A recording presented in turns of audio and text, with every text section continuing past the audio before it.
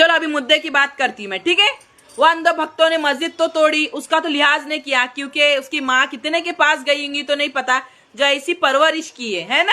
ये इस पे से समझ में आता है कि तुम्हारी माँ कितने के पास गई थी, है ना। अभी चलो, मस्जिद तो तोड़ी तुम लोग ने, तो लोगों का घर था, उसने किसने बोला तुमको, ये किसने बोला, परमिशन किसने दी लोगों का घर तोड़ने के लिए?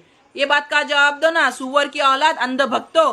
बारिश का टाइम में लोगों का घर तोड़ा तुम लोग ने, उनका पैसा लेके गए, उनका सोना लेके गए। ये तो भिखारी है तुम लोग। मुसलमान का इसके लिए तो गू खाते, मैं तो मुंह पे बोलती हूँ, मुसलमान का गू खाते। कितना चोर के लेके गए तुम लोग, कहाँ रहेंगे उन लोग बारिश में?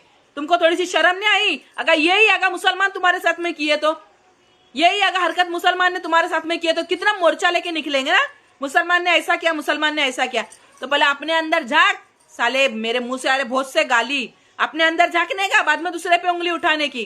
थोड़ा सा भी तुमको नहीं लगा कि किसी के बच्चे है, किसी की डिलीवरी हुई है, बेचारे गरीब है, कहाँ जाएंगे? तुम लोग ने पूरा घर तोड़ा, और किसने परमिशन दी थी तुम्हारे को, जो इतनी मर्द की औलाद बन रहे? तो मेरा यही बोलना है, जिसने जिसने घर तोड़ा है प्लीज उन लोग के ऊपर एक्शन लिया जाए और उनको जल्द से जल्द पकड़ा, जल्द से जल्द पकड़ो उनको। मेरा यही बोलना है, पकड़ के उनको कुत्ते के जैसा मारो कि दोबारा ऐसी गंदगी फैलाएंगे नहीं। और ये हिंदू मुसलमान बंद करो, समझ रहे हो ना? तुम्हारे लिए ये सब हो रहा है, अंध भक्तों की औलाद।